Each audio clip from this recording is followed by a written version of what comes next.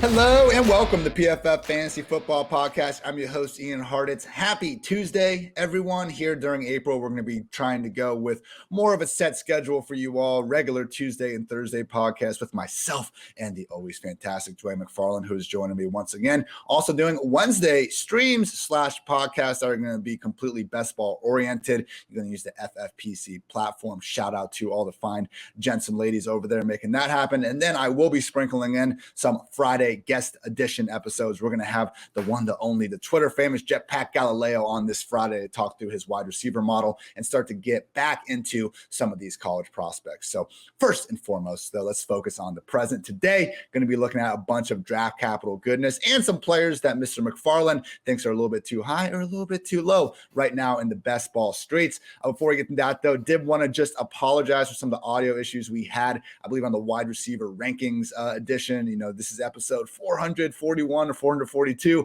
of the podcast. We have had a couple glitches from time to time, but like we did then, very quickly to get those figured out. I know it's cannot be nice to hear my heavy ass breathing or Dwain, talking to silently in your earphones. We appreciate you guys always taking all the hours out of the time out of your day, and we want to make that audio experience as good as possible. So please, any sort of future occurrences, any minute detail, whatever it is, good, bad, whatever, feel free to DM me on Twitter because, without you guys, a lot of these problems will not be surfaced quickly enough, and again, want to have the best product overall. So with all that said, Dwain, how's it going, man? I feel like we kind of had a nice marathon at the end of last week. We got to refresh over the weekend. Here we are on Tuesday, ready to get back to business as usual.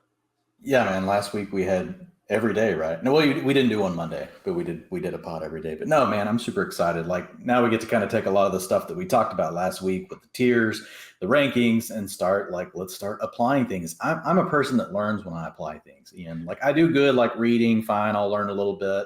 I can listen to someone, learn a little bit, but like where I think we really, and we talked about this a little bit last week, but like once we start like applying it, like in theory and how we're going to make it work, and then we start drafting, which we're going to do this Wednesday night, like that's really where I think all of our, takes start meeting, resistance, or we really feel like they fit. Like, is it something where we think we got to go back and rethink things, or do we really feel good about where we've got someone ranked? So I'm super excited, and I think this week really kicks off that kind of work.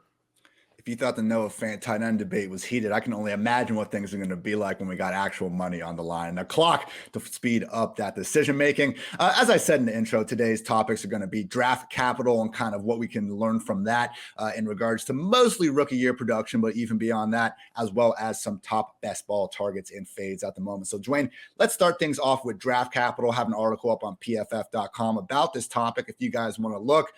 We've talked a little bit, throughout the offseason about the importance of, players going into early rounds. But now that everyone has had, February, March, now we're getting into April, more mock drafts, more prospects, more time where no actual football is being played. So, of course, what do? We just obsess over, some of these prospects that are going to be entering the league soon enough. And I hate to be the bearer of bad news to everyone, but there's a good chance if your favorite prospect is not drafted in the first 3, maybe even the first 2 rounds, they're not going to do much ahead of next season specifically.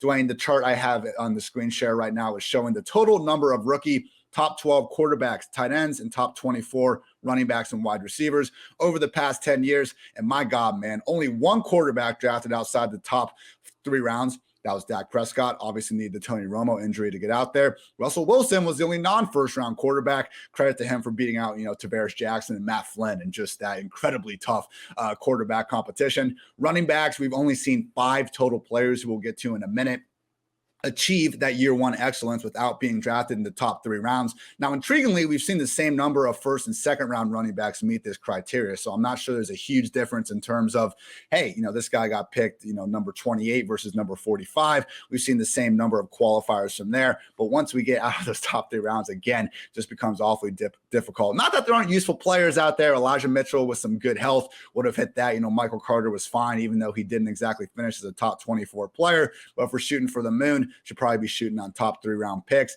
even more so at wide receiver, where we've only seen, Amon-Ra St. Brown last year. I think we could all kind of see that deplete depth chart potentially yielding a high-performing rookie. And Tyreek Hill was a 5th round pick.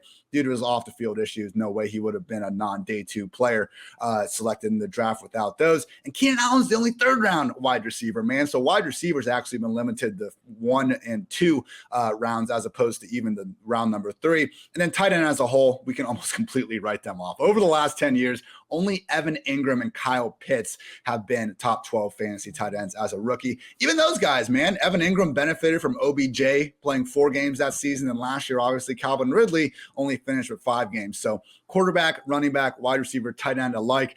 Dwayne, if there is a situation where, we have a talented player, almost like the Michael Carter kind of thing last year, where we think he's a talented player, he's a high 4th round pick, he lands in the right spot, for the right price, I'm not against it. Again, we don't hit anyone. We just hit ADPs.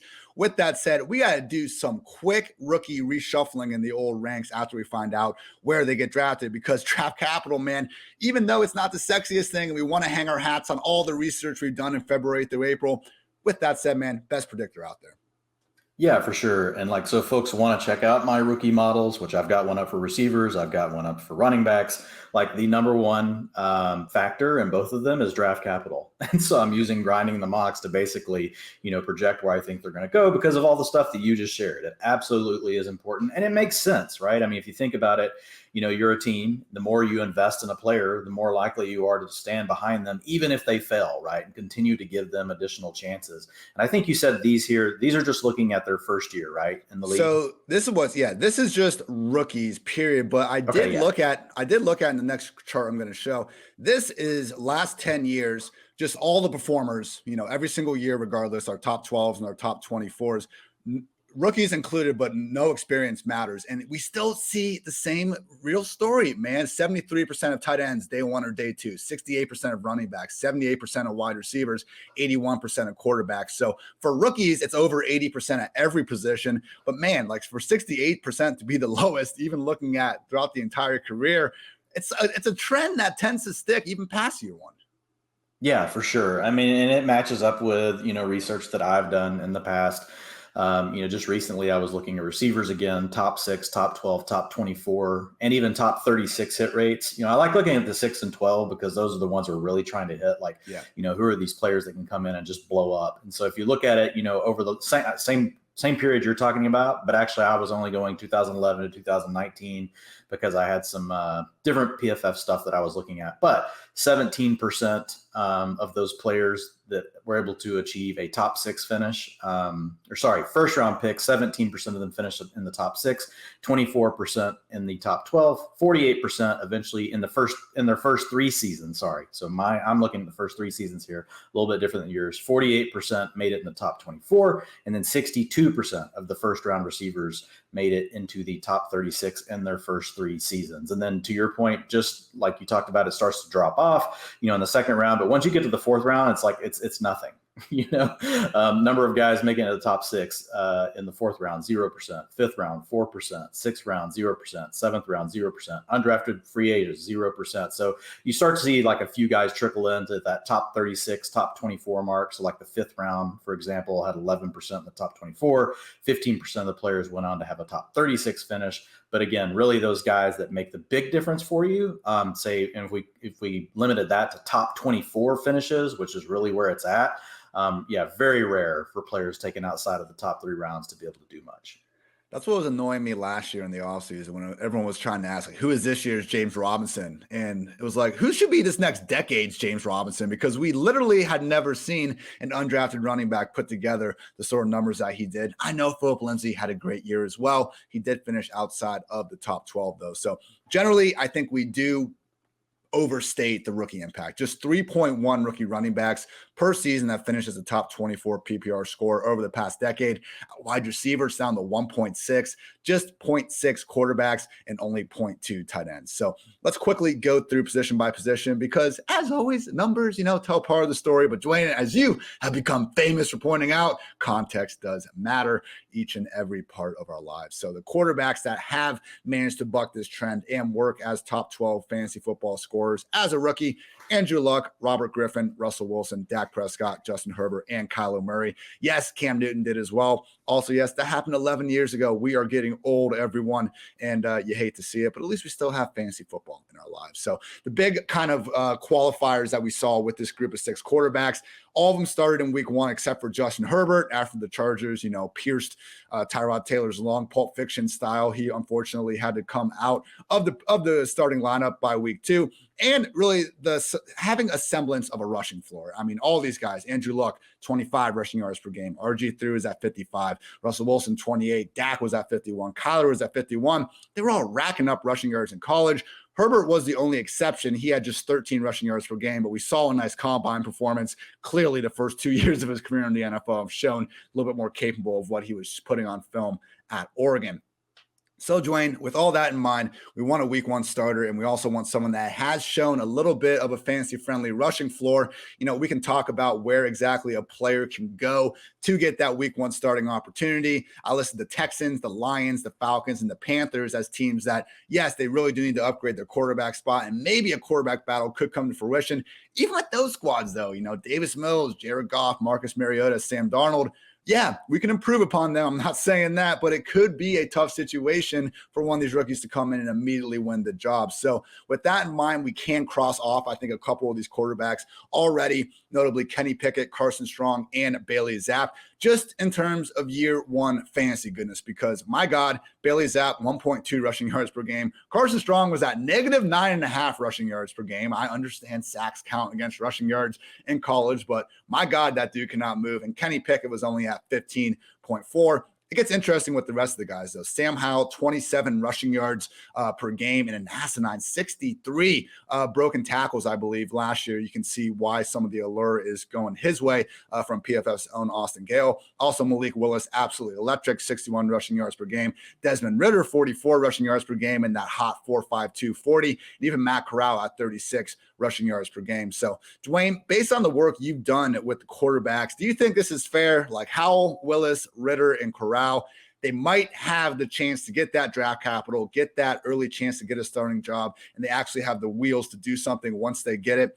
I feel like those are the big 4, because like Carson Strong, I know he's not going super high in mocks or anything. Let's say he does fall into the best case situation, he's a week 1 starter. I think we'd be looking at someone like Mac Jones, or even if he does kind of impress from a real life perspective, we're not getting anything worth a damn in fantasy. Yeah, I'm just not high on this class overall, but I think you nailed the ones that we would want to look at if they somehow ended up, in a starting gig. And, the one other team that you didn't mention above that's really looking at quarterbacks would be the Steelers.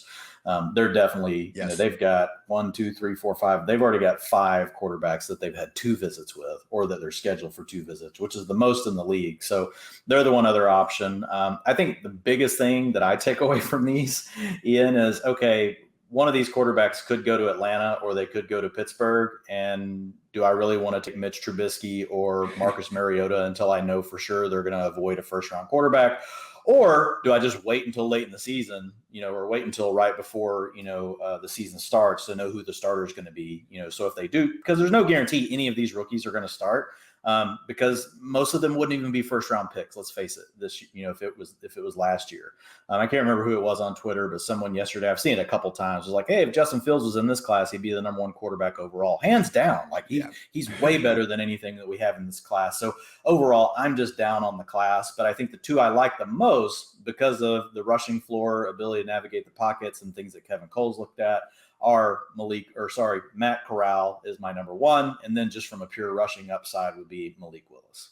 The assumption that Matt Corral just can't work inside an NFL offense because he wasn't asked to is interesting for me. Like, it just seems like we're maybe holding. Well, I think it's also more. The size thing. People look at the 6'1", 210 or whatever he is. I've seen some different sizes, but I think that's the other thing that people look at.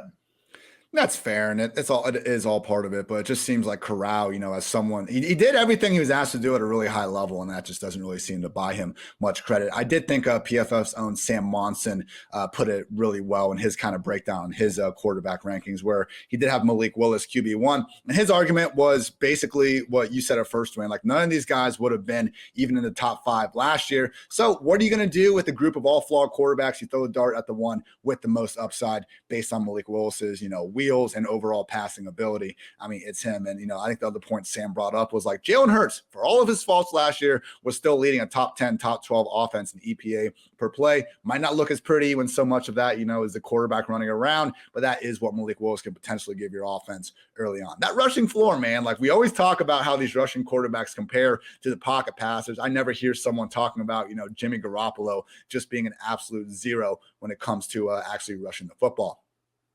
At running back, 5 exceptions to the rule that we want to draft guys inside of the top 3 rounds. 2012, Alfred Morris right there alongside Robert Griffin. 2013, Zach Stacy found himself with Jeff Fisher willing to feed him the rock. 2016, Jordan Howard, absolutely barren Bears depth chart that he managed to get up and hold on to that lead. 2018, Philip Lindsay, again, another barren Broncos depth chart. A lot of us thought it might be Royce Freeman that year. Ended up being Lindsay. I took over. And 2020, James Robinson was projected to maybe not even make the team. Not only did he do that, but they ended up getting rid of Leonard Fournette, paving the way for Robinson to be a generational talent, whatever you want to call it. Either way, got all the volume in the world and decided to still be a fantasy RB1 despite playing on that dog shit Jaguars offense. So Dwain, I mean, looking at those guys, again, it's pretty clear that you're going to need to end up in a good, really, really good situation and a clear depth chart to have any hope if you're drafted outside the top 3 rounds. The other interesting takeaway I found from the guys that were actually fitting the criteria and in the top 3 rounds, pass catchers, man. We had some Jeremy Hills, your Nick Chubbs in there that were putting up big numbers despite not having the pass game role. But out of these 31 top performing rookies, 51 target average in year 1. All but 5 players in the sample had at least 30 targets in their first professional season. So looking at our 2022 PFF NFL draft big board, I probably should have collected a bunch of mock drafts to get a better representation, but this is a decent start. We have 5 running backs listed as top 102 prospects, which should cover the top 3 rounds of the draft. Kenneth Walker, Breece Hall, Dameon Pierce, Tyler Allegier, sorry, I'll work on it, and James Cook. So with those guys in mind, man, clearly the most concerns go to Kenneth Walker. I mean, this is, I guess, where I have the biggest hesitancy, putting him ahead of Breece Hall. Like, yeah, the tape's great. I see it, the tackle breaking ability. I mean, you can just watch any game that Kenneth Walker played, and one play, he's running past everyone. The next play, he's breaking 3 tackles. Like, he can do it all with the ball in his hands. Just 19 career receptions, though. And then I read what PFF draft expert Mike Renner has to say about him. And this was Mike's quote: Walker has to buy in as a pass blocker to see a bell cow role in the NFL. Coaches at the next level won't let him see the field on passing downs with what he put on tape as a pass blocker in 2021. Seems like a red flag to me. Breece Hall seems to check every box, regardless of even looking at, what Walker's doing. I don't know why we would hang our hat on Walker over Breece Hall right now. I know you're not. No. But I think Walker, and we'll talk about it in a minute. I mean, I think the biggest allure of him is he's probably going to be the second back off the board, probably going to be in the second round, which, in today's NFL is like a first rounder, from 2010, given how we don't really see as many backs go in there in the first round. So it's just really all about draft capital. But yeah, I mean, typically we see the backs that are really good receivers in college are also pretty good in the NFL, but we do find outliers. So I mean, there's still a chance that Kenneth Walker can be fine out of the backfield. And one of the things that we see backs correct a lot is really their ability to pass block once they get to the pro level. So it could be a challenge, though, to your point, as a rookie, which can keep you off the field. But again, it does matter what offense you land in, because we've seen there's a lot of NFL offenses now that only ask their running backs to block 20% of the time. So they don't even care. They're just like getting the route. So, I mean, there's just a lot of different factors that go into the way an offense works. I think the other component, Ian, is do you land on an offense that has 4 or 5 other really good receivers or tight ends? You don't really need to throw the ball to running backs in that situation. But if you land somewhere that has 1 decent running back, 1 good tight end, there's a good chance that even swing passes become valuable in the offense, which I think Kenneth Walker can catch swing passes. I just don't think he's a downfield threat. Look no further to how kind of meaningless, discerning the difference in RB skill talent can be than Najee Harris and Javonte Williams last year. I mean, Javonte was better than Najee in every single efficiency metric as a rusher and receiver.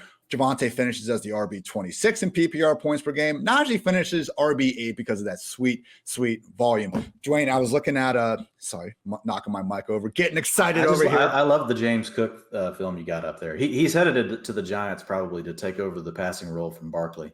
It's going to be hot. We'll get to that in a second. Saquon slander aside. But so I just did a quick experiment. I took Jonathan Taylor last year to 5.5 yards per carry. The guy is, Dwayne, you listed him as a top 3 running back in the world, basically, if all the workloads were the same. I agree with you.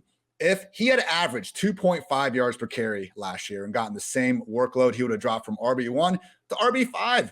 Because yards, let's face it, man, you're not getting the same sort of points you do for touchdowns, even catching a pass. So, yeah, I took a little bit of a luxury there, not knocking the touchdowns for a guy averaging 2.5 yards per carry. But it's pretty wild to me that if we keep the volume and we keep the upside the same, we can take Jonathan Taylor from being the world's best running back to the world's worst running back, and he's still a top 5 fantasy running back. So, hey, shout out to our friends at All 22 for trying to invent a game that helps, get rid of some of those discrepancies.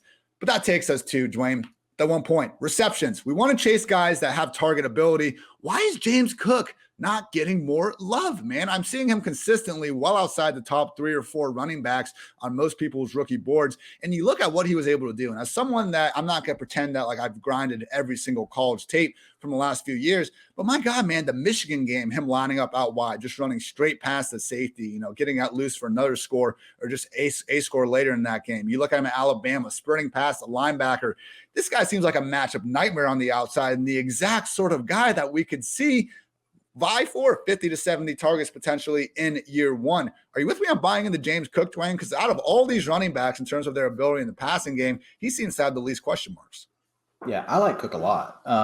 He's got the NFL pedigree, with his brother Dalvin in the league. He's not quite as big of a back.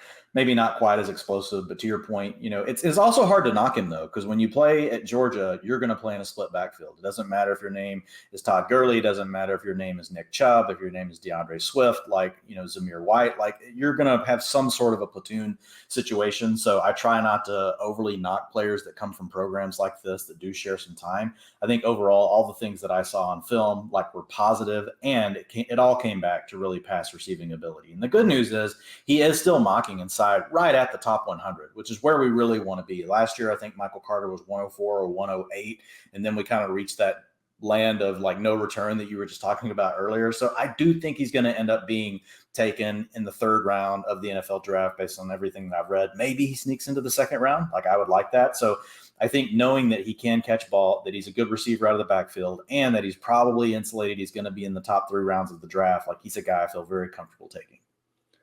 At wide receiver, again, just 1.6 rookie wide receivers have finished as top per season, top 24 PPR scores since 2012. So yeah, we've seen Jamar Chase, Justin Jefferson. Maybe they are a signal that these rookie wide receivers are just going to keep getting better and better. Still need to see it a little bit to believe it. Either way, this is where we can actually restrict more of our player pool to just 2 rounds as opposed to 3 over the past 10 years. Again, Tyreek, Amon-Ra St. Brown, and Keenan Allen, the only top 24 rookie wide receivers not selected inside of the first 64 picks of the draft. Other wide receivers that were round 1 or round 2 guys that did post big time numbers as a rookie: OBJ, Mike Evans, Kelvin Benjamin, Justin Jefferson, Jalen Waddle, Jamar Chase, CeeDee Lamb, Calvin Ridley, Amari Cooper, Michael Thomas, Juju Smith-Schuster, Chase Claypool, and A.J. Brown. So really, man, with the only exception being Kelvin Benjamin, what a hit rate going on here. I think it kind of backs up a lot of your findings that you've shared on the pod this offseason, Dwayne. If we see a rookie wide receiver ball out in year 1, there's a good chance they're not turning back into a pumpkin. There's a better chance that they are just a very good receiver. And you've backed that up, with the PFF receiving grade threshold. And we can kind of see the same thing in terms of raw fantasy points. So I guess my big thing here, Dwayne, is we're paying attention to the depth charts. We've talked about some of the concerns, like if someone lands on the Jets or one of these teams that are already going to be crowded as it is in the wide receiver room. But my God, man, we got a lot of good wide receivers in this class. I'm not saying they're all going to be vying for top 24 treatment or anything. Again, just 1.6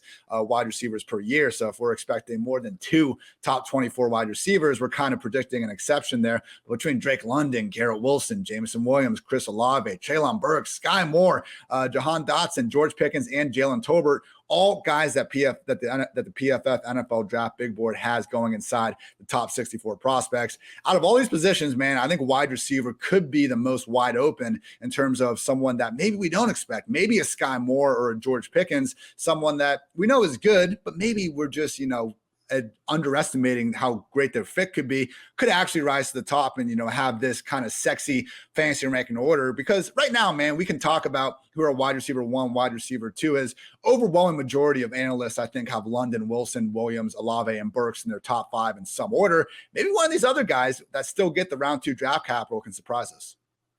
Yeah, I think receiver is going to be very interesting. Like, there's rumors of Treylon Burks sliding out of the first round, which I find very hard to believe if you've got 4 picks between Kansas City and Green Bay at the end of the first round. Yeah, and we know that they need a receiver after what they've gone through as far as losing Tyreek Hill and Devontae Adams.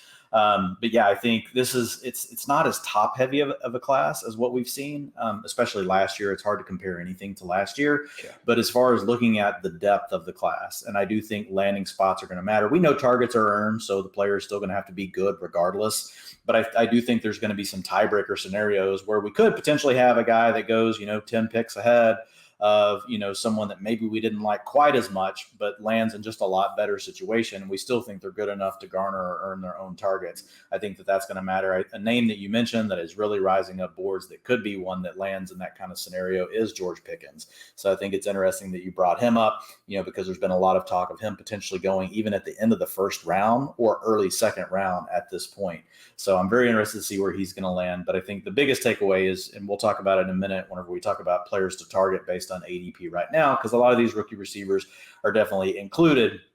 It's just the fact that there is a lot of depth in this receiver class. Not quite as top heavy, but there's a big group of receivers that could easily land in spots that we could get really excited about. And that's been kind of my overarching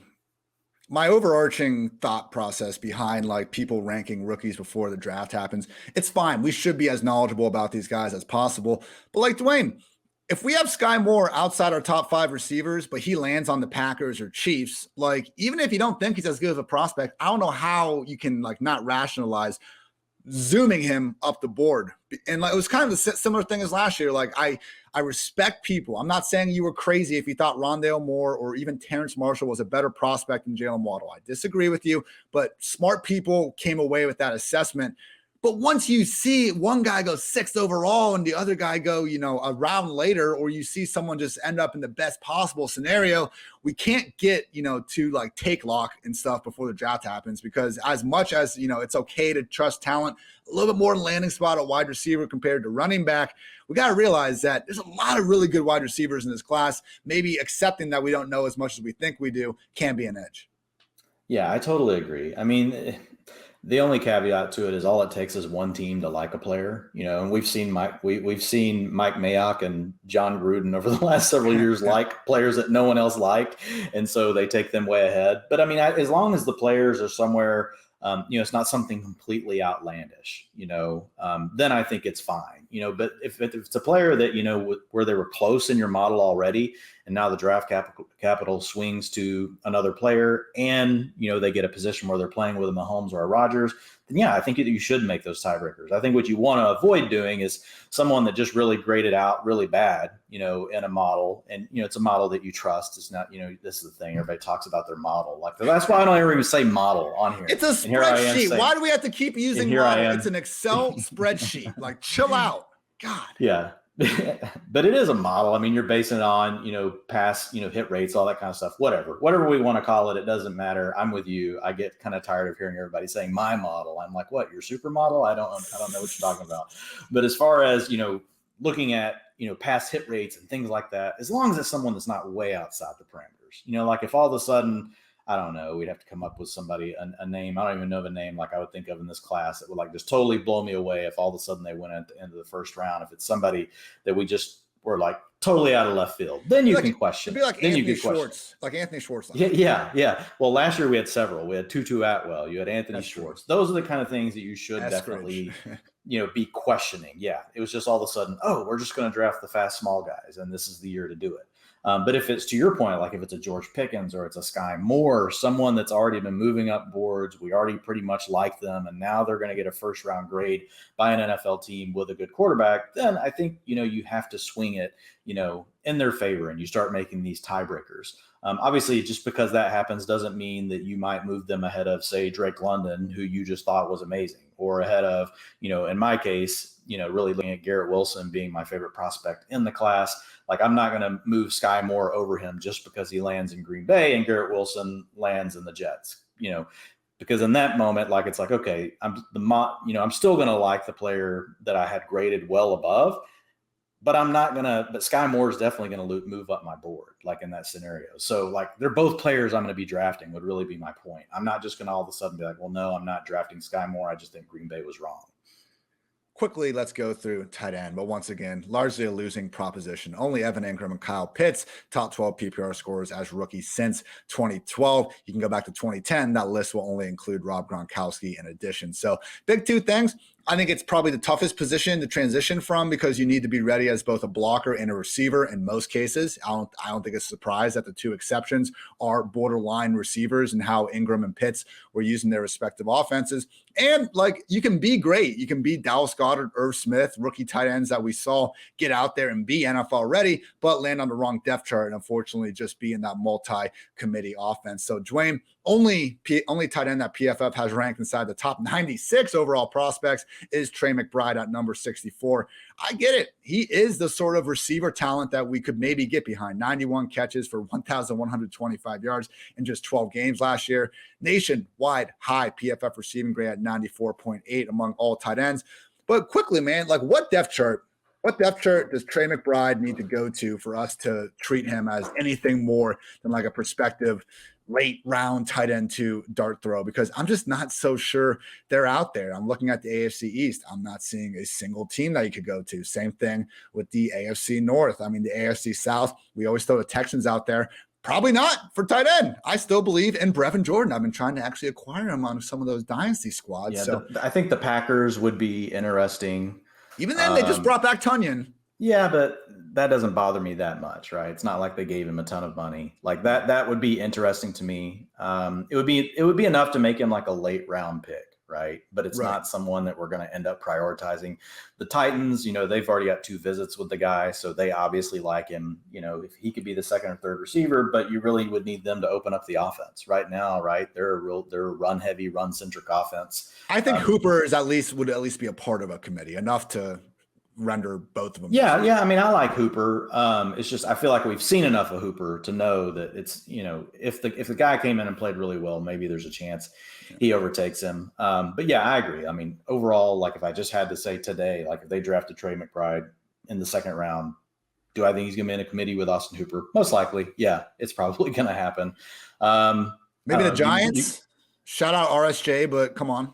Yeah. No, the Giants would be a good one. Obviously, I think the Panthers would be a good one if they spent a second round pick. I know they signed Ian Thomas, but he's really more of a blocking back. Obviously, if Gronk, they don't love our guy. They don't love our guy, Tommy Trembles. Trying to think who else. Maybe the Buccaneers if Gronk retires, which I still don't think he will. I don't think he will either. But yes, that obviously if that happened and Gronk retired, like he would be overdrafted at that point. Like Trey McBride would move too far up boards. I think those are the main ones, man. Otherwise, you're really looking for like a long-term fit. Like it would be great if he landed in Kansas City. So maybe eventually he's the heir apparent. Obviously, you don't compare anyone to Travis Kelce, but he could step into a role in a couple of years down the road. To your point, it does take these guys typically a little bit longer to come through. So seriously, even like Green Bay, the Giants, and these other squads you're mentioning, there's Tennessee. Yeah, those are probably the best spots. Even then, I still think it'd be tough to, assume he's going to be more than, the 1B as part of a committee and someone that, like Irv Smith, like Dallas Goedert, to 2 examples, not likely to give us fantasy value regardless. So you can. I think the key for tight ends, just real quick, and it's really it's all positions, but we kind of hit on it on Friday. And, whenever, maybe you called me 4 eyes on Wednesday. I don't know. I'm trying to let go. It was a whirlwind. Yeah. It was a whirlwind. But when you think about the tight ends, I think eventually you get to a spot where you're past the guys that you really think are starters that have a chance to contribute. And then it's like, okay, are we trying to project lesser guys to all of a sudden have a role, or they're in committees, or you just start taking the profile of the players that you think could be the most explosive. And then that's where I think Trey McBride eventually could like fit in. Like you could end up putting him in that same tier, which my tight end tiers came out today. So you folks can go check that out over at PFF.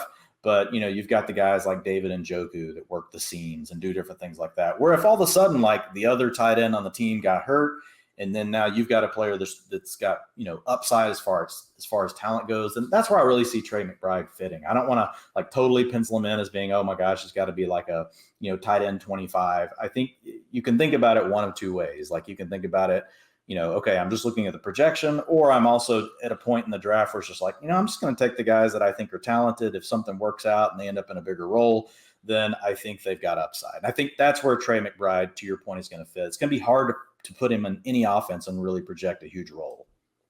You can catch that article, the rankings, Dwain's tier articles, all that and so much more, PFF.com. And how about that? You can get 25% off any PFF subscription if you use code FANTASY. Again, all of our large article content, NFL draft guide, completely unlocked mock draft simulator, 2022 free agency rankings, all that and so much more. Again, support the pod. Use promo code FANTASY for 25% off any sub. And shout out to our main sponsor of the day, Manscaped. The only true guaranteed quality pickup this season is Manscaped, the leaders in below the waist grooming with Manscaped Performance Package 4.0. Your skill position will be sleek and smooth enough for a sub 4.340. Support us and head to manscaped.com. Use the exclusive code PFF at checkout for 20% off and free shipping. Again, that's 20% off with free shipping at manscaped.com and use code PFF. Turn your Mr. Irrelevant to a first round pick with Manscaped. Dwain, before we get to some of your best ball stuff, you delayed our start time of the podcast by 30 minutes. It's fine. I'm not a busy man, not a big deal. But during that 30 minutes, I was starting to think about, football things. That's kind of all I do in life for the most part. And how different would our opinion on Zeke be if he just hadn't played the second half of last year? If he's tore his PCL, he's out, Tony Pollard goes in, ball's out, but Zeke's coming back as the no doubt RB1 for the Cowboys. Because before that PCL injury, which, hey, sounds pretty painful. Doesn't sound all that great. RB7 overall, even an RB8 on a per game basis in weeks 1 through 10 last year. Are we sleeping on Zeke? We don't need to treat him as a first 2-round back anymore.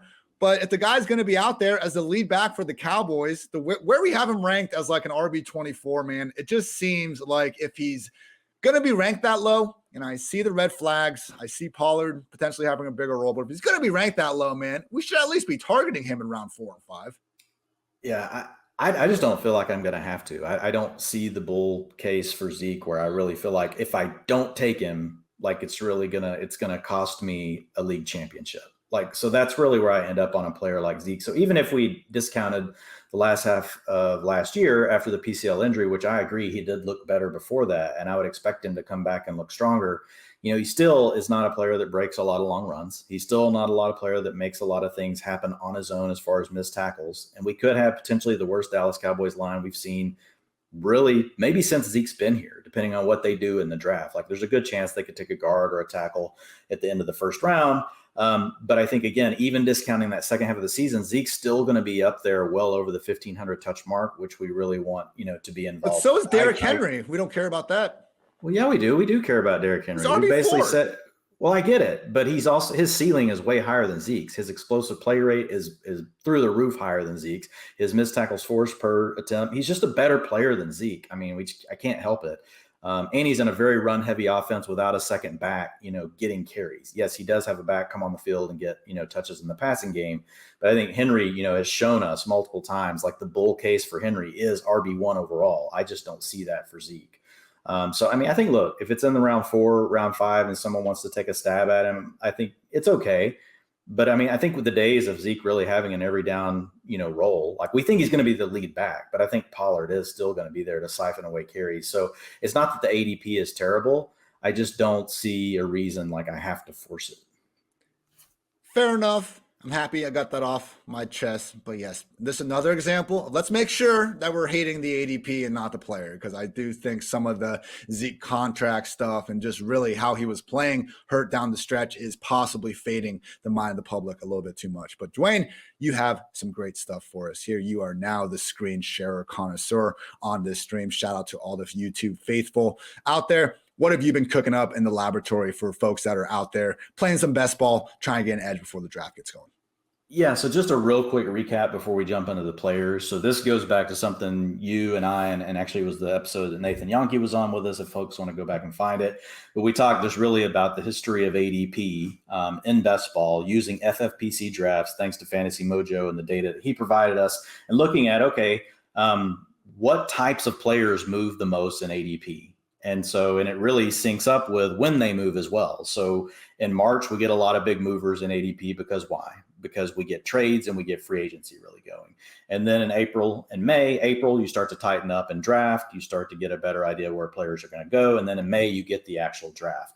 But what you'll see here is just quick high level. If you look at the totals at the bottom, a lot of these players I'm about to share with you fit these buckets. So like we've been building out these episodes to really kind of create a foundation for folks. And so we're just referring back to it. And so when you hear me refer to this chart or to that art, I've actually did an article on this too. You can also find on PFF.com, but 18%, of the players that moved at least 12 spots in ADP between February and August in drafts were rookies. 15% were second-year players.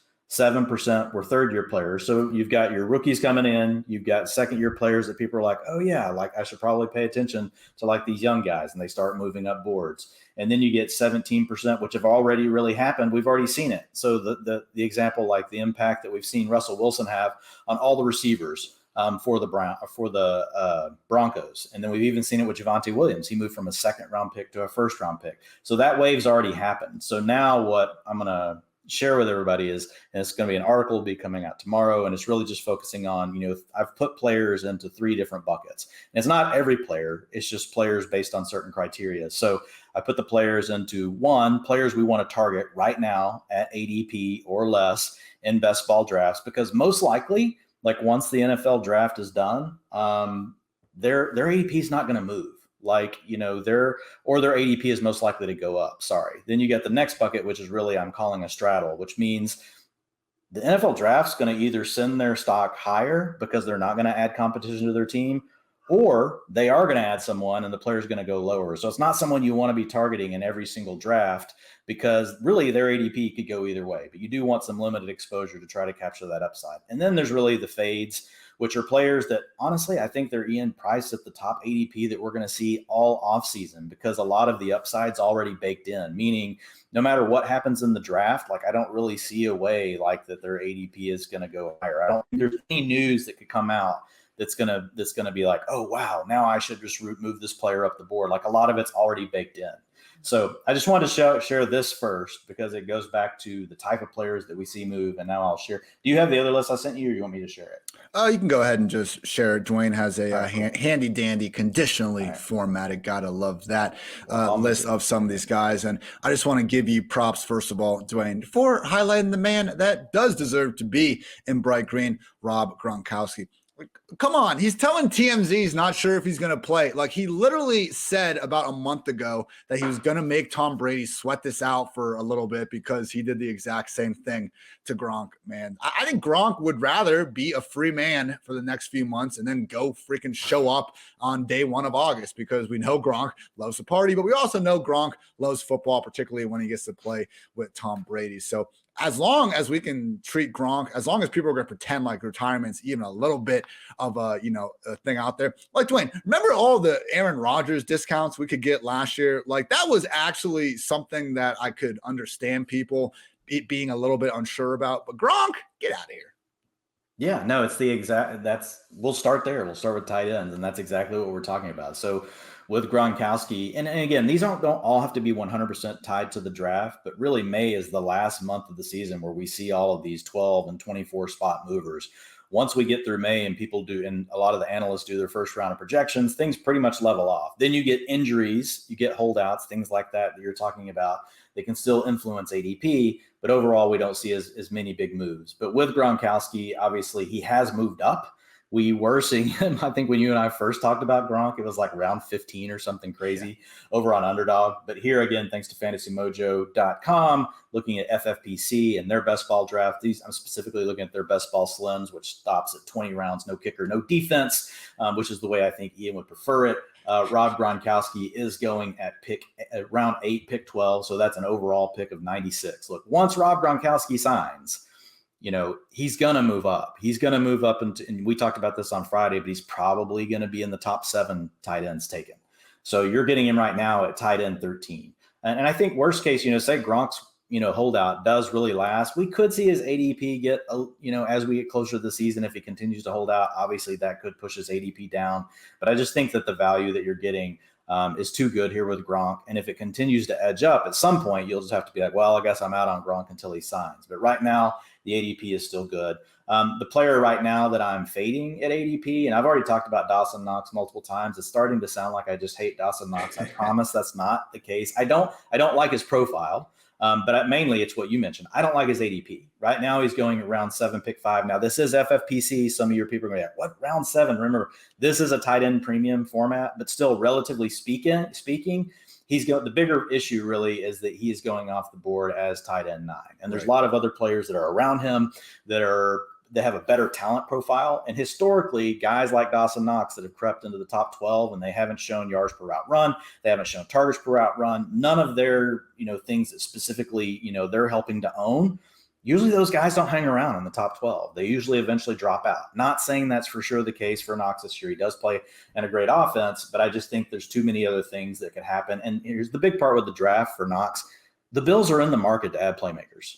They're going to add a playmaker in the draft. Is it going to be a receiver? Maybe. Is it going to be a receiver and maybe a tight end? Could happen. They've already added O.J. Howard in the offseason. You and I don't consider that like to be this huge threat considering, O.J. Howard hasn't done a lot, but he has a first-round pick, and it shows us the intention, right, of the Bills to really try to continue to add pieces to their offense. So I think you could easily find Dawson Knox as being a player that's further on the outside of really someone being targeted by Josh Allen because of the additions that they make, through the draft.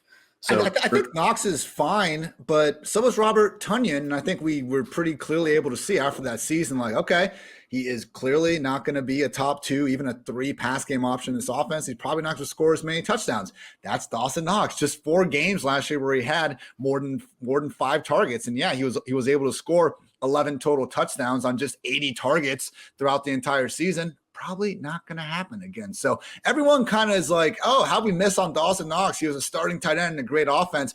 The reason why people missed on Dawson Knox last year is because we were getting reports in the summer that Jacob Hollister might take his freaking job. Now, that did not come to fruition, as Dwayne's dogs are reminding us. But at the same time, we just can't. Sometimes I think we look back on things with our hindsight in 2020, and the Dawson Knox clarity was never really all that high throughout the offseason. So, the next year's Dawson Knox conversation, and I'm okay doing that, when we add some context to it.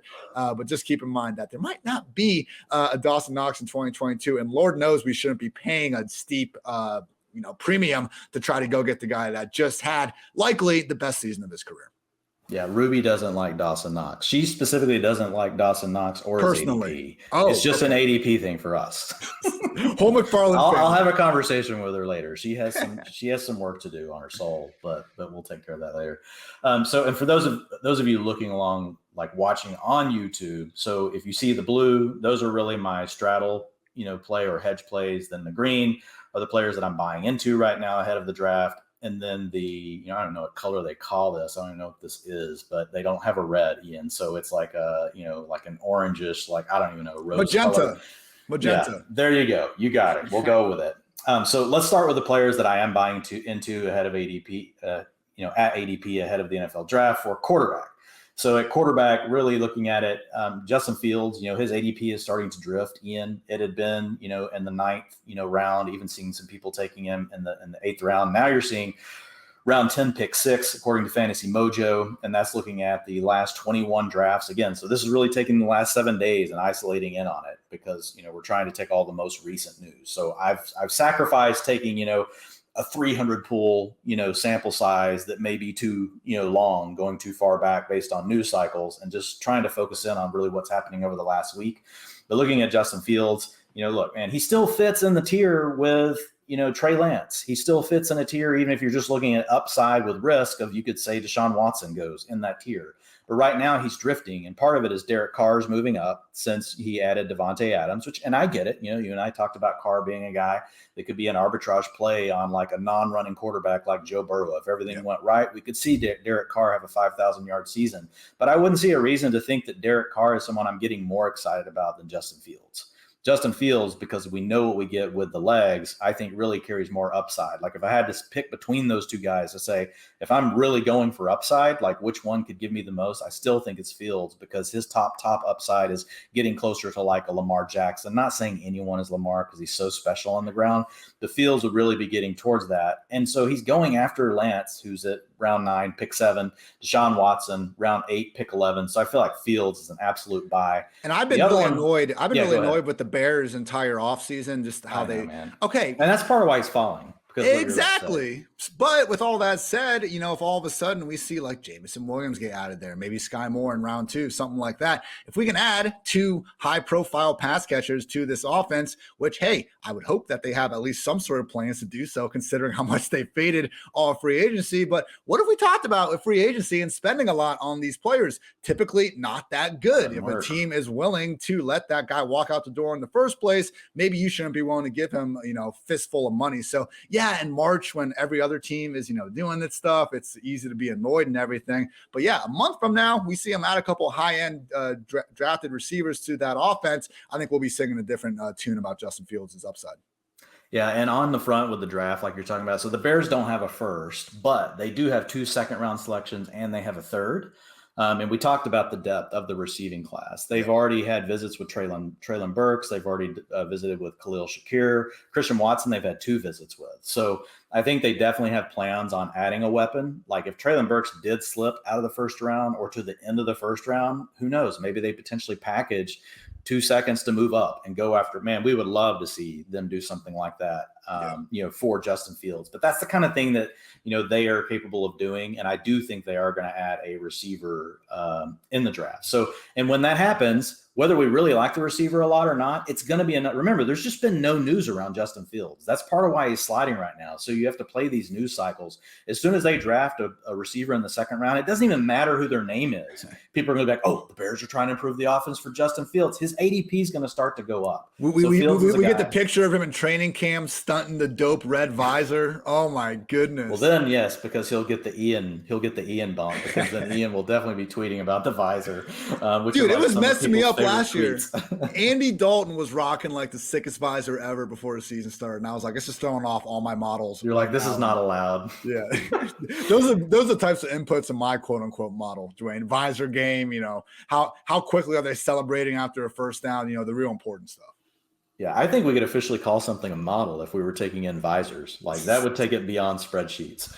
So I won't hit all these. People can see them and you can go read my article. But the other player that I think is a buy right now really is Ryan Tannehill. We talked about him last week being one of the guys that really fits there with Kirk Cousins and Derek Carr. Not quite the upside as a passer, but has a better rushing floor. But man, the more I study Tannehill, Ian, like even since we talked about him last week, so we talked about them adding Robert Woods, but still being a run-centric offense. Well, now, like when you look at the Titans, it appears that they're also going to add another player in the draft for him as far as a skill position, because they have the second most visits with wide receivers of all the teams in the league. And I know visits can be weird, but overall, like it's not just specifically who the teams visit with. It's like, what are the positions they really seem to be vetting? And so I do think that the Titans have a really good chance, if the right player is there, of taking someone at pick 26 at the end of the first round. Or if it's not a player they like that's there, I think they could trade back and stay in that relevant range in the second round where they can still add another weapon. And so we know Derrick Henry, we've talked about, has already hit that 1,500 carry threshold. He's well over it. Could we, Ian, because we never want to get take lock, could we potentially see a Titans offense that does open it up just a little bit more, take some of the load off of Derrick Henry? And we know Ryan Tannehill, we've talked about, like he's a quarterback that, like I even called him Russ Wilson arbitrage play if you look at his efficiency numbers. Like if you look at his fantasy points per drop back, like they're way up there. They're up there with the elites. Could we get a situation where now all of a sudden you look up, man, what if you saw Ryan Tannehill had AJ Brown, let's say Traylon Burks got to them at the end of the first round, and then they add another receiver or something in the third round, and we've got Robert Woods. Even just get rid of the third round. Don't even worry about it. You got Robert Woods, Traylon Burks, AJ Brown. You've already mentioned Austin Hooper as a slight upgrade. Like, would you start to buy into the fact that, we at least need to factor somewhere in our range of outcomes that we always talk about letting Russ cook. Like, what would happen if Ryan Tannehill got to cook? I think Tanny is the exact, like, where I'm drawing my line. I want him if I'm going like late round quarterback, and I've already missed out on like the Cousins card tier. Ryan Tannehill is that quarterback before you get to the Tuas and the Daniel Joneses of the world. Like, okay, maybe you can talk yourself into him, but Tannehill would be the guy I want. And otherwise, man, look, obviously you got to get AJ Brown in round 2 probably to have any chance of getting that stack. But otherwise, Austin Hooper, Robert Woods, all these guys are cheap as hell. Even like Dontrell Hilliard, man, he's going to catch a lot of passes. I could think of a worse, last round pick to use on the guy. And to your point, it does look like they're going to add more wide receivers. So I don't know if Tannehill is going to rush for 7 touchdowns every single year, but he's athletic and nimble enough to make that happen at least once. So why not again? I think he's even done it twice the last 2 years. More rushing touchdowns than Lamar Jackson over the last 3 years. That's been one of my favorite stats of the offseason so far. So yeah, I see the allure with Tannehill, man. For as bad as kind of last year was for him in that offense, I mean, the problem for him was right when Derrick Henry got hurt, like AJ Brown wasn't in there either. Julio Jones wasn't in there either. So it was Tannehill and a bunch of, nobody's sorry to the players out there, but Tannehill and a bunch of guys that we shouldn't have expected him to put up big numbers with anyway. So if we just look at it, and for him to still be QB 15 fantasy points per game, QB 12 overall, if you want to be a dick and not include the per game numbers, Tannehill has got a pretty nice floor. Yeah, absolutely. And I think we could end up seeing more upside. Let's see what they do. I'm not going to hit all of these quarterbacks. I'm not going to hit these in depth, but the straddles, Trey Lance has really come down in ADP. Like it was out of control, a month ago. We're now seeing him as a 9th, 10th round price, which I think is a lot better. Like I'm much more willing to take a swing on Trey Lance in the 9th or 10th versus where he had been in the 8th or 7th round whenever we were at the beginning of March and in late February, which again, like these cycles happen, and a lot of it is based on news, but I do think there's a chance Trey Lance surges back up. So I want to get some exposure to him now, because if for some, like the Jimmy Garoppolo window for a trade, like it gets a lot smaller once the draft's over. Right. So if the trade does happen, it's probably going to happen on draft weekend or before the draft gets here. And if that does happen, I think you will see Trey Lance surge back up to like that 7th round price in best ball. Maybe not in redraft, but in best ball, we know everybody's going to draft 2 quarterbacks. A lot of people are going to draft 3. So it pushes the price tag up for Lance. So just a guy to think about. I know I want to specifically bring him up because before we had talked about him being a player to avoid because really everybody was assuming the absolute best. Now that his ADP slipped a little bit, I think you can do something with him. So we'll switch over to Jalen Hurts all over again. I love it. Like we can screw the ADP in March and April, but we can actually buy once the summer comes around. Great day to be great. Yeah, and so this is the interesting thing, like with our rankings and our tiers and everything. Who's a guy I've talked about so much? And going back to what you talk about, ADP is what matters so much. I love Javonte Williams. But at this point right now, like he is a fade. I'm not drafting him if I'm drafting today and round 1, pick 10. Why? Because even if the Broncos don't draft another running back, even if they don't bring Melvin Gordon back, how much higher is Javonte Williams really going to go in ADP? A couple spots, but not much. Maybe. He might not move any. But you know what? I would rather spend a round 1, pick 6 on Javonte Williams, knowing that neither of those things happen in August, or September or whenever, versus today having to spend round 1, pick 10, and maybe they do happen. You see what I mean? Like we talked about this. The risk reward is I'm fine drafting Javonte at round 1, pick 6 if all of a sudden he is the only game in town in Denver. Like I would be completely fine. I'm not as bullish on 4 picks is not enough discount right now for me to take Javonte Williams. Like I want plenty of exposure. I just think most likely this will be the highest his ADP is in the offseason, and more likely you're going to be able to still get him at cheaper prices. His ceiling's legit, RB2 to RB1 overall. I have him ranked like if Gordon's back and we kind of see what happened last year in these RB15, RB16, you cut the difference. And his ADP is like still higher than where you're cutting the difference at. I mean, it's the epitome of buying a guy closer to his ceiling than his floor, which, yeah, let's avoid that if at all possible. Yeah, exactly. And so Dalvin Cook, similar scenario, but for different reasons. We talked about Cook last week, so we don't have to get into all of it, but we know that he does have, a legal situation looming. The carries are getting up there. He's had the shoulder issue. Still a very explosive player, not showing signs of really tailing off, even though he's going to his age 27 season from a standpoint of missed tackles force, carries over 10 yards or more. All those things still look good. But whenever you've got to take him in round 2, pick 1 right now, that's just a bit high for me, knowing all of the potential risk with Dalvin Cook. And then, Alvin Kamara is a little different though for me, because I know it says 2.1 here. But like, if you look at it, 22, that's really supposed to be 2.10. So that's round 2, pick 10 for Alvin Kamara. So like, he's more of a straddle because, if his legal issues get cleared up, he's probably going to climb some.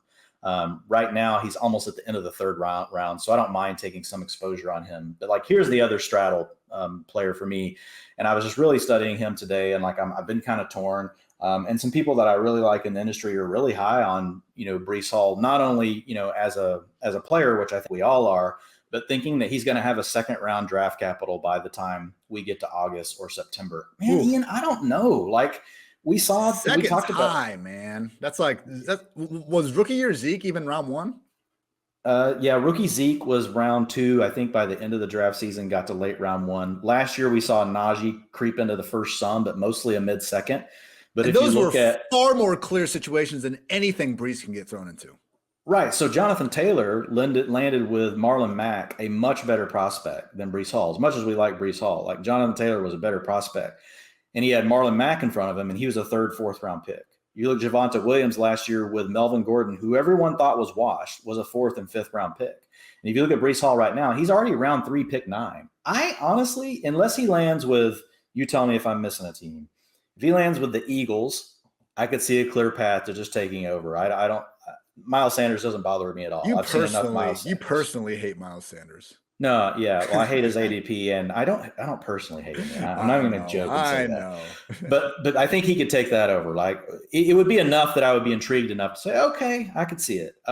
Houston, but then that's a terrible offense.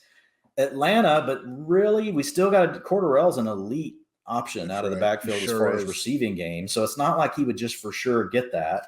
Buffalo is the one that would skyrocket him. Because I think people would just want to go ahead and dismiss Devin Singletary. We know Zach Moss is basically out of the picture at that point. And we know Singletary, we basically feel like they've just been trying to replace him, even though the guy kind of comes through whenever he's given an opportunity to have the workload. But like outside of those, like I really struggle to think of a landing spot. The only other one I think a second round pick. Definitely, this wouldn't be a second round pick, but I think it's maybe on par with like Atlanta would be the Jets if they just aren't as high on Carter as the rest of us are. But other than that, no, I think those are the 5. You could argue the 49ers because Elijah Mitchell also doesn't have high draft capital. And who the hell ever knows who's Kyle Shanahan? San Francisco is definitely the who the hell ever knows tier. But as far as Breece Hall goes, like I just I'm questioning that he really has legit second round upside as far as where his ADP is going to go. I'm not saying the player. This is just talking about we want to get exposure to players at the best price we can throughout draft season, which is already occurring now, and it will go all the way through September. So if you're drafting now, like there's certain players you want overexposure to and underexposure, which is what this is all about. So for me, I'm calling Breece Hall a straddle. I'll still go ahead and take some shares of Breece Hall because just in case he lands in one of those great landing spots, but there's just not a ton of them available. Most likely you would see a situation that would create a committee. Let me go ahead and finish off these, the next 2 backs that I think are really in that kind of straddle, meaning I want some exposure, but if things go wrong in the draft, like their ADP could really go down. And you just mentioned one of them. It's Michael Carter. Yeah. We love Michael Carter, but he was only a 4th round pick, early 4th round pick last year, but the Jets have quite a bit of capital and they could easily take another back. And if they do, right now, he is the 25th running back off the board, according to Fantasy Mojo, round 6, pick 6. Like that's going to go down. Like if they take a back in the first 3 rounds, like he'll fall 7th, 8th. But if they don't, he's going to go up, which is why you want some exposure to him. And then Devin Singletary, who we already talked Same about thing. in association with Breece Hall, same exact scenario for Devin Singletary. So those players are all really similar. But now let's just talk about, Ian, the guys that I think, I want as much exposure to now as I can get. Leonard Fournette is going round 3, pick 12. I think we'll take credit. We've already made his ADP move up one spot. He was round 4, pick 1. It is too low, but we made him move up one spot. He was round 4, pick 1 last week, Ian. So he's up a little bit. But with Fournette, they did re-sign Gio Bernard. Now I will say the Bucs have had they visited with multiple pass catching backs. Now this was before they signed Gio Bernard. So Rashad White, they had visited with. They've actually visited with James Cook, I believe. So a lot of the backs that they have actually taken an interest in, from the draft, are of that receiving mold. But man, here's the thing with Fournette. Even if they draft someone like that, then his ADP probably should sit about where it's at, because we've seen Fournette getting 60% of the work last year when Gio was even out there getting passing down work. He was still finishing in the top 15, top 16 every single week. Even in that scenario, was still getting spike weeks where he was getting, these RB, these top 10 RB finishes. But then in the weeks where we saw him truly get the workload, obviously that's where the super elite stuff happened for Fournette. But I feel like you kind of have some insulation here, even if they add another back. And here's the thing, man. With rookie backs, what do we see all the time? The hardest thing for them to do is get on the field and passing downs. So just because they add someone that they think they want to have as a passing down option to go with Fournette, and they're a rookie, we don't even know if they're going to be on the field. Tom Brady will, he has something definitely to say about it. So you got to be able to handle the pass blocking, all the other stuff that he's going to want you to be able to do. So I don't know what your thoughts are with Fournette, but even if I saw the Bucs draft Rashad White in the 3rd round, I wouldn't love it. But it wouldn't make me feel like, oh man, every share I got of Fournette that was in the 3rd or 4th round is now sunk. I would still feel like I was probably at least even on those shares. How do we overcome a guy that isn't very efficient at running back? We want all sorts of volume, including a pass down role and an offense that's going to score a lot of touchdowns. That's the Tampa Bay Buccaneers, and that's the Arizona Cardinals. That's why James Conner is also a screaming value and someone that you're buying even more right now. Conner's pick 29. So Connor's pick RB 21, Fournette's RB 17. You're talking about a guy going in the 4th round in Connor. I just don't get it. Round 4, pick 10. I know it says 4-1 on my screen because of my rounding. But round 4, pick 10 is insane right now for James. I understand, Dwayne, we have Connor both ranked inside our top 8 running backs. I would understand if his ADP gets to that same spot and we're picking between James Conner or a dope wide receiver. I'm going to take the wide receiver. Yeah, absolutely. But right now, we don't have to worry about that. We can take that wide receiver and then 2 rounds later, then go get James Conner against a bunch of running backs that have nowhere near the sort of touch ceiling that he has right now. Yeah, to me, for Conner and Fournette to tank, these teams would have to take a Breece Hall. They would have to take a Kenneth Walker.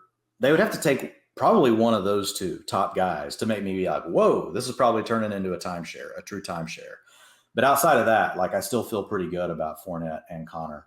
The next guy on the list is really Kenneth Walker. We'll kind of wrap these out. Obviously being a rookie, he's a guy that we talked about. And whenever I showed the first chart, rookies are some of the players that make up the biggest percentage of these players to make these large moves in ADP once the draft happens. And there's just a disconnect right now. If you look at where Breece Hall's going, round 3, pick 9, Kenneth Walker right now is projecting to go 14 picks by grinding the mocks, 14 picks later than Breece Hall.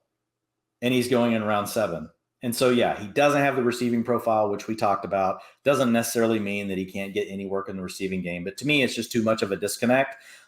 Even if you don't think Kenneth Walker is going to be an every down back in the NFL, now is the time to get your exposure to Kenneth Walker, because once he goes in that range right after Breece Hall, he's probably going to move up in ADP, just because then people are going to know that he has that draft capital and it's going to sink in and they're going to be like, wow, I should take this player in the 5th round. I should take them in the 6th round. And depending on the landing spot will obviously matter a lot, for the backs. But Kenneth Walker, most likely to be the second one off the board. So you want to go ahead and get shares now. Probably going to be the cheapest time of the season to do it, unless he lands on a buried depth chart.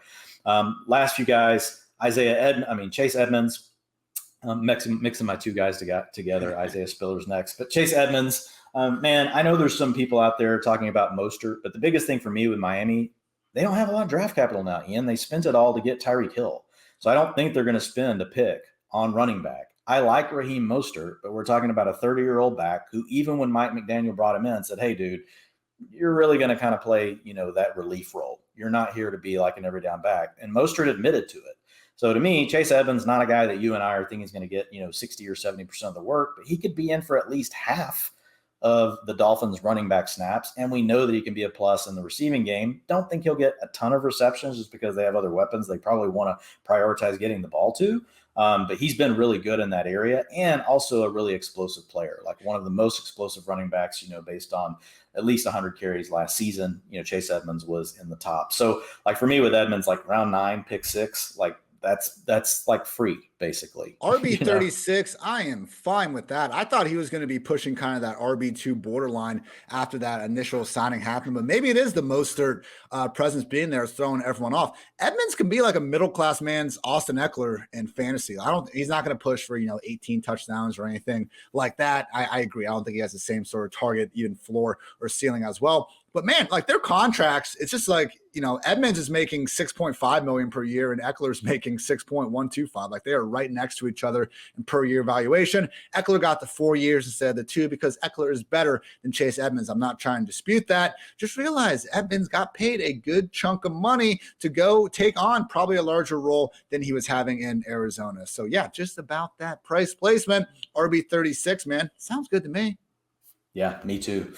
And so the rest of the guys are really just rookies. Isaiah Spiller, Brian Robinson Jr., James Cook, and Zamir White. Specifically Robinson, Cook, and White, like those are all guys that are projected inside the top 100 picks. Ian, you hit on that earlier. You want to be first, second, or third round pick. So that's really where I made my cutoff here. The rest, there could be other backs that could sneak into that range once we see the draft.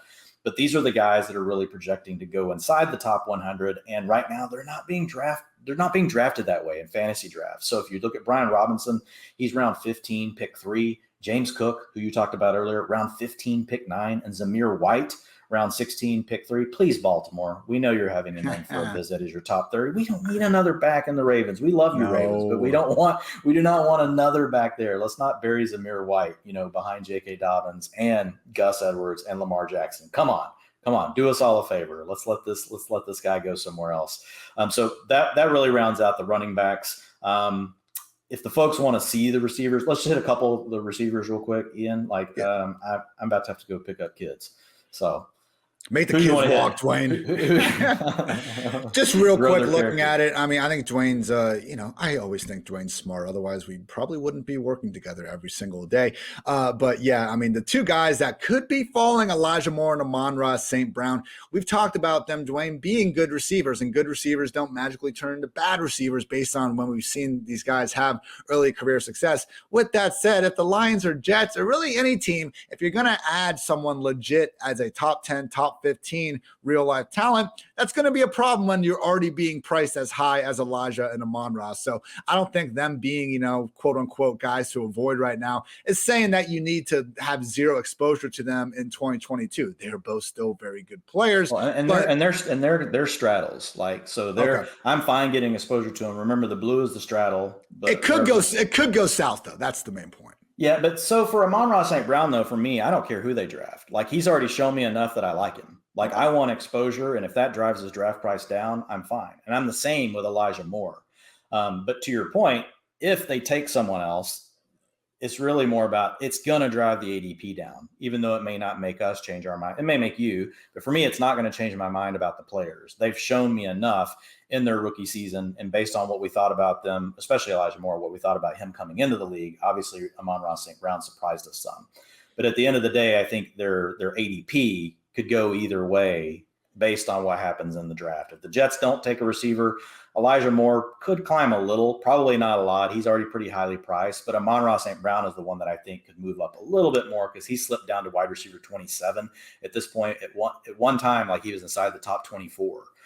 So looking at where he's going, I think, he's the guy that I'm fine waiting a little bit, because if Detroit does take a receiver, like I could easily see him fall into 7th or 8th round, and I'm going to want to get my exposure to him then. But it won't, I'm not saying avoid him because I definitely like him. But I was going to say, I did accidentally mistake your blue with the magenta colored being pure. Magenta. So Juju, though, and Gabe Davis fit what you just said.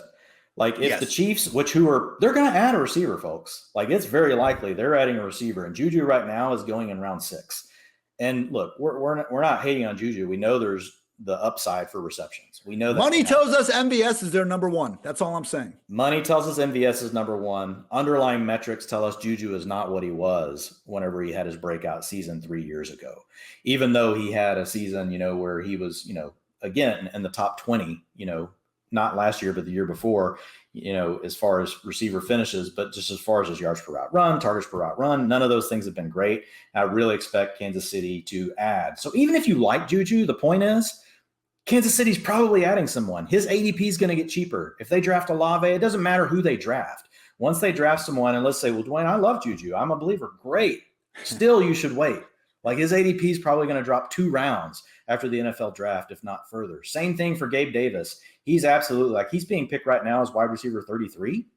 Like, man, I feel like everybody's got complete rose-colored glasses. We like Gabe Davis, but Buffalo's been sniffing around all sorts of skill players. If they draft someone in the draft, Gabe Davis is going to go down. If they don't, that's the other thing with Juju and Gabe Davis. If neither Kansas City or Buffalo add anybody in, I don't think their ADPs are going up. I think their ADPs are already about as high as we can expect them to be in the offseason, which means our strategy, if we're drafting now, should be to wait. Couple guys you have on here, not rookies, because again, I think we've all realized at this point that rookies are kind of the big pulls. But Rashad Bateman, right now, just a wide receiver 44. We like Hollywood Brown, but why not both when you can get Bateman as a legit wide receiver 4? Chase Claypool, we've spoken at length. That's just too big of a disparity between him and Deontay Johnson. Both talented, great receivers with a new quarterback. One shouldn't be going so far ahead of the other one. And I think maybe Dwayne, our favorite buy low guy right now out of anyone at any position is Rondale Moore, because out of all these kind of potentially unsure rooms, I think what we've seen from the Cardinals throughout the offseason, both financially and out of Cliff Kingsbury's mouth, it sure seems like Rondale Moore is going to be a major part of this offense. Absolutely. And again, so a lot of this just goes back to what we talked about to begin with. You've got rookies, you have second-year players, you got a few third-year players mixed in, but those are all of the guys that we expect to see continue to move up, through the offseason. So some of these guys aren't even necessarily just tied to the NFL draft. It's just really about the fact that, we're probably not going to get cheaper prices than what we're seeing on them as the rhetoric picks up around all of these players once the draft hits and everybody starts to get more serious about fantasy football. Great stuff from Dwayne. You can find that article on PFF.com. Also got my draft capital goodness up there. Thanks, as always, for tuning in this edition of PFF Fantasy Football Podcast. Dwayne needs to go pick up his kids. I need to go find something to do with my life that maybe involves, not concentrating on football every second of every day. But I don't know. It's working out okay. So for Dwayne, I'm Ian. Thanks so much for tuning in to PFF Fantasy Football Podcast. Until next time, take care, everybody.